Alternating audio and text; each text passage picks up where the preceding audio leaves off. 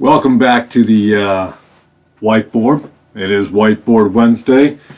I'm thinking about making other whiteboard days, but for now we're doing Whiteboard Wednesday. It is what it is. This is going to be a little different. We're not going to be doing verses. We're not going to be comparing scripture to scripture on this one.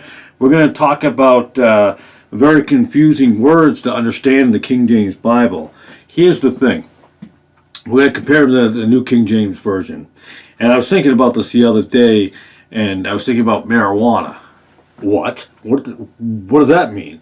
Remember the saying that marijuana was a gateway drug? Well, the New King James Bible, the New King James Version, is the gateway Bible. It really is to all the other perversions, all the other corrupted Bibles. It even said so on the back of them at one point in time. I'm just saying. So we're going to compare that, because how often do you hear, well, the New King James is a little easier to understand. And many of us know that that read the King James, that the New King James is not easier to understand. That has always been a lie, but, well, it does. And you could tell people this, and how do you tell people that don't want to listen? For me, I'm thinking whiteboard. So we're going to go over this really quick, and we're going to go through a couple of scriptures. Here we have 6 different verses that contain the differences. And we're going to start out. Now, it's pretty... You're going to probably jump ahead of me. I know you will. But let's go to 1 Samuel, chapter 16, verse 14. But the Spirit of the Lord departed from Saul, and an evil spirit from the Lord troubled him. Evil. It says evil in 1 Samuel. Don't get ahead. We're going to go to this in a second. So it says evil. I know you're looking at all this evil right here. I got you. Now let's go to 2 Kings, chapter 22, verse 16. 2 Kings, chapter 22, verse 16. I did not have it ready to go. 2 Kings. And what are you going to do, you know? It's not quite live, but close enough. 2 Kings, chapter 22, verse 16. It's amazing how people don't know. Maybe they're just ignorant. Some don't care. And some don't realize words have a meaning. I was just talking to somebody earlier today about the importance of verbiage and understanding the consequences of sentences and words and context and the construction of construction's an interesting word to use towards us, of a sentence, and how people can completely take them and they will build whole sermons off of it completely incorrectly because they don't actually understand the word or the definition of the word. Or they go by a modern definition of something. And that becomes a problem. We take things and we don't understand everything before and everything after it. So we cherry pick these things and make them a thing. If that even makes sense. Chapter 22. You know, I forgot to tell you at the top, and I always say this, I don't know why I didn't. Thank you for watching the video tonight. Thank you for tuning in. As always, I am thankful. I really am. I did forget to say it, and I apologize for that, but thank you for watching tonight. Or today. Or this afternoon. Wherever you may be located. Alright, 2 Kings chapter 22, verse 16. I got to turn one more page. There we go. Thus saith the Lord, Behold, I will bring evil upon this place, and upon the inhabitants thereof, even all the words of the book, which the king of Judah hath read. Evil. You know what? We're just going to go to NKJV because we want to really point out the fact that how important, because thank goodness for NKJV, because NKJV went to distressing in 1 Samuel 16:14. Distressing. It was rather distressing. I was a little distressed about it. No. Evil. Evil. Alright, 2 Kings, where we are right now, chapter 22, verse 16. Verse 16, Thus saith the Lord, Behold, I will bring evil upon this place. I'm going to bring calamity. Does calamity sound as serious as evil? There's a reason why we change these words. There's a reason why we soften it up. This is to the point. It's harsh. It's direct. This becomes a little softer. You know, you can see the issues there, but you know, maybe we'll do okay. We'll get by. It's not that big. It's not the end of the world or the end of the age. If you watched my last video on that, Or was it 2 videos ago? I'm not quite sure about that. So now we have evil calamity. So I was talking to my 2 youngest kids, and many preachers and pastors have said over the years, and most are correct when it comes to what they say about this part, that the King James was written in a way that the simple person could understand. It's just that simple. When I ask my kids what evil means, oh, they know how powerful that word is, how the gravity, the graveness, the soberness of that word, it's just like evil, man. Just evil. You don't have a lot of definitions for it. You know, well, I'm not saying there's not definitions, but you know how serious and powerful that is. So I asked and so they know what it means.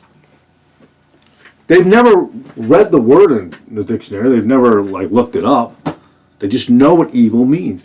Now, I asked them distressing, and one of them says, things that might be stressing? Okay.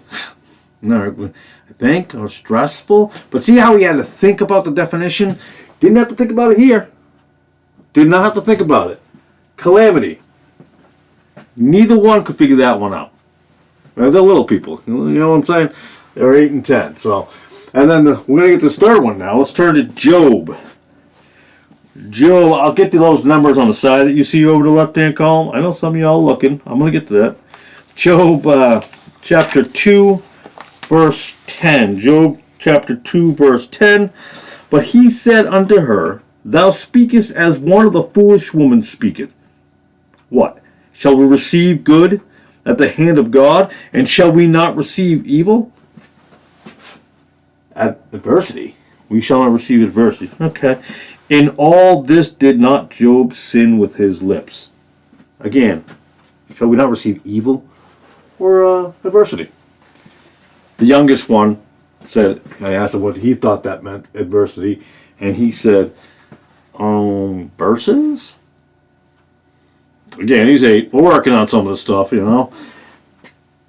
But they had to think. Again, I'm going to remind you once again, did not have to think about this word and how powerful that word is.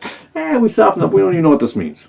So, good job, New King James. So far, doing a great job of making it much more, or much less complicated and easier to understand. 8 and 10-year-old can tell you what evil means. But they got to look up the definitions here. Yeah. All right. Ecclesiastes chapter 8. Ecclesiastes chapter 8 verse 5. 8 verse 5. And there we go. In your King James Bible, by the way, clearly, I don't know why I'm saying it, but KJV and KJV. You know where we're at here. Verse 5. Whoso keepeth the commandment shall feel no evil thing. And a wise man's heart discerneth both time and judgment. Whoso keepeth the commandment shall feel no harmful thing. We don't want to be harmful or anything like that. No, it's evil. Not a lot I can talk about here. I mean, how obvious can it simply be?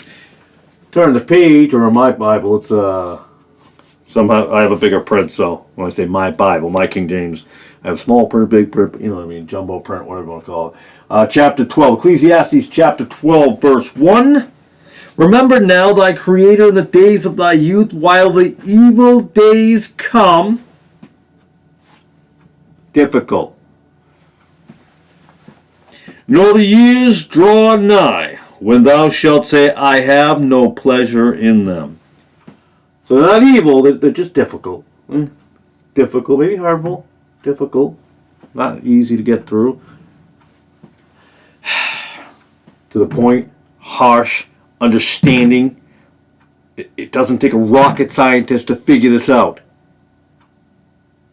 The Bible was written in a way, the King James Bible was written in a way that you didn't have to go looking up all these other definitions to figure out what was being said. Look at all the different words. Evil, evil, evil, evil, evil, evil. And they go, well, distressing. We'll use calamity. How about adversity for this one? Let's throw another one, harmful. Are you more worried about how many different words you can get in there, or being honest and straight to the point? Let's turn to Jeremiah. Jeremiah chapter 19, verse 3. Chapter 19, verse 3. And say, I know I'm going a little fast, by the way, but if you want to pause and then turn to the page, but I try to make my whiteboard Wednesdays a little quicker than my other long-winded videos. Chapter 19, verse 3. And say, hear ye the word of the Lord, O kings of Judah, and inhabitants of Jerusalem. Thus saith the Lord of hosts, the God of Israel, behold, I will bring evil upon this place, the which whosoever heareth his ears shall tingle. Evil upon this place. A catastrophe. Oh, by the way, both my 8 and 10-year-old knew that these two. I forgot to point out. They did know those two. Catastrophe. So I'm guessing on this next one, my wife has used this word with the boys. When I asked one of them, well, I asked both, but one of them saying, sometimes, like, if the room is a catastrophe, so if you're a parent watching this, I gotta be honest, it's kind of humorous, so it has to be humorous to you a little bit. But I looked at him like, okay, yes, that would be a catastrophe, a messy room, but when it comes to the Bible, though, evil is what you're looking for. Evil. These words don't carry as much weight as that one word. These 1, 2, 3, 4, 5, 6 words do not carry as much weight as the one word. Well, Stephen, perhaps in 1611 they didn't have these other words. So they only had evil, so that's what they went with. They went with what they had. And they discovered other words and was able to explain it differently. They didn't have a better way. Yeah, that's not even close. Distressing. That word was before 1600 in the 1500s. Pre-1611. So pre-King James Bible, they had that word. They didn't use it, they used evil. Let's go to the second one. Calamity. That was in the 1500s. First usage of that word was in the 1500s. Adversity, that actually comes, it was spelled slightly differently, but that originated in the 1300s. You get the picture here. So pre-16, which means pre-1600s, pre-1600, pre-1600, pre-1600. Harmful was around, difficult was around, catastrophe was around. So, distressing, calamity, adversity, harmful, difficult, catastrophe, and evil.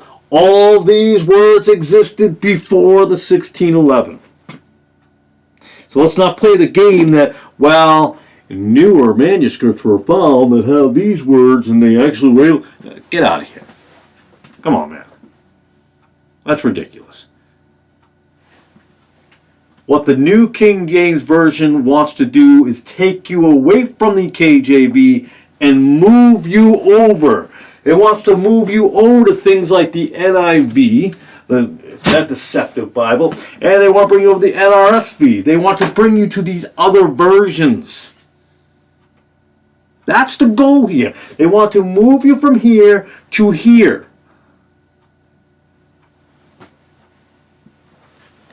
We're going to talk about more of this in the future, but they make it sound as if, well, we're making it simpler.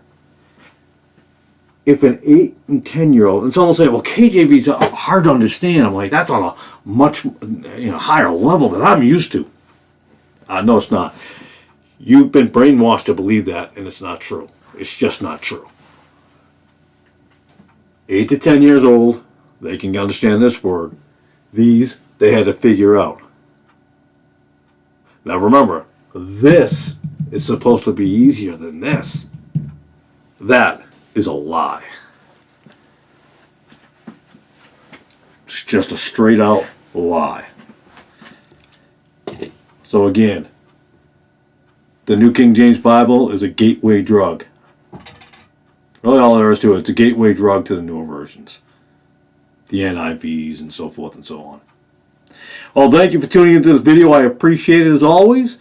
And I hope you learned a little bit from this, and we'll be out with some more videos discussing all these differences. But it needs to be either brought to the attention of those who don't know, or reiterated to those who may have forgotten. And with that, God bless and goodbye.